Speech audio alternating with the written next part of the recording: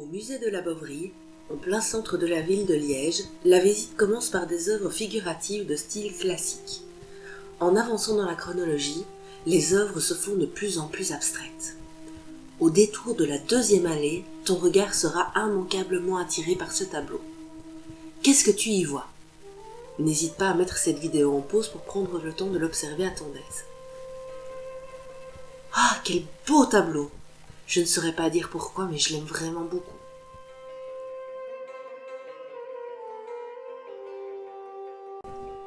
Ah, il est vraiment moche ce tableau.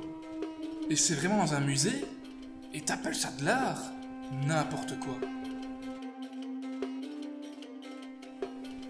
Je suis sûre que ce ne sont pas seulement des gribouillis. Tiens, en regardant de plus près, on voit apparaître des mots un peu partout. Black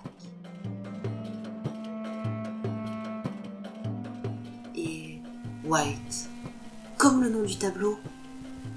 En fait, si on regarde bien, ces mots se retrouvent partout sur la toile, mais avec une écriture tellement déformée qu'ils sont difficilement reconnaissables. Pour mieux comprendre ce tableau, il faut s'intéresser à son auteur. Christian de Tremont est un artiste peintre et poète belge. Il est né le 12 décembre 1922 à Tervuren, juste à côté de Bruxelles. C'est le fondateur du mouvement Cobra. Contrairement à ce que le nom laisse penser, ça n'a rien à voir avec le serpent. Ces lettres sont les initiales des 3 capitales d'où sont issus les membres fondateurs de ce mouvement. Copenhague, au Danemark, Bruxelles, en Belgique, et Amsterdam aux Pays-Bas. Cobra. Ce courant artistique a vu le jour à Paris en 1948. Ses membres prônent la liberté d'expression et surtout la création libre et spontanée. L'œuvre qui nous intéresse aujourd'hui est ce que l'on appelle un logogramme, une sorte de poème abstrait.